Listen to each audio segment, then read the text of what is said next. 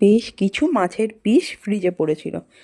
একঘেয়েমি মাছের তরকারি খেতে আর মন হচ্ছিল না, তাই ভাবলাম একটু পুর বানিয়ে নেওয়া যাক, তারপর না হয় কচুরি বানাবো, সেটাই না হয় তোমাদের সাথে শেয়ার করব। যাই হোক, আমি তো মাছের পুর বানানোর জন্য মাছটা প্রথমে সিদ্ধ করে কাঁটা ছাড়িয়ে নিয়েছিলাম। তারপর কড়াইতে সর্ষের তেল এবং অল্প একটু ঘি দিয়ে ভালো করে গরম করে নেওয়ার পর পেঁয়াজটা দিয়ে দিয়েছিলাম। আর তারপর দিয়েছি হলুদ গুঁড়ো, যাতে চারিদিকে ছিটিয়ে না যায়। আর তার সাথে অল্প একটু নুনও দিয়ে দিয়েছিলাম। তারপর দিয়ে দিয়েছি আদা রসুন গ্রেট করে নিয়ে। আর তারপর কাঁচা লঙ্কা, গুঁড়ো লঙ্কা আমি ইউজ করব না বলে কাঁচা লঙ্কা। আর ওই মাছের কাঁটা ছাড়িয়ে যে মাছটা রেখেছিলাম, সেই মাছটা এরপর দিয়ে দিতে হবে মশলাটা ভালো করে কষিয়ে নেওয়ার পর। তার উপরে দিয়ে দিয়েছি কাসুরি মেথি দিয়ে আর একটু ভালো করে মিশিয়ে নেবার পর দিয়ে দিয়েছি ওই কাঁটা ছাড়ানো মাছটা, দিয়ে ভালো মতো নাড়িয়ে নিয়ে দিয়ে দিতে হবে স্বাদ মতো নুন মিষ্টি এগুলোই।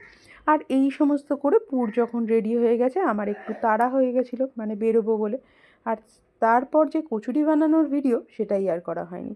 পুরটা বানিয়ে রেডি করে রেখে দিয়েছি। মা তারপর কি করেছে জানো, ময়দা মেখেছে। ময়দা নর্মালি যেমন নুন তেল দিয়ে ময়ান দিয়ে মাখা হয়, সেরকমভাবে মেখে নিয়ে একটার পর একটা লুচি বেলে তার মাঝখানে পুর দিয়ে আরও একটা বেলে পুরো এরকমভাবে সেঁকে রেডি করে দিয়েছে। পরের কাজ ছিল আমার মানে টেস্ট করা খালি। তারপর এসে প্লেটে বেড়ে নিলাম। গরম গরম মাছের কচুরিটা দুর্দান্ত হয়েছিল। যদিও ফ্রিজে অল্প একটু মাটন ছিল, সেটা দিয়েই আমি খেলাম, কিন্তু এটা না সস দিয়ে খেতে বেশি টেস্টি লাগবে।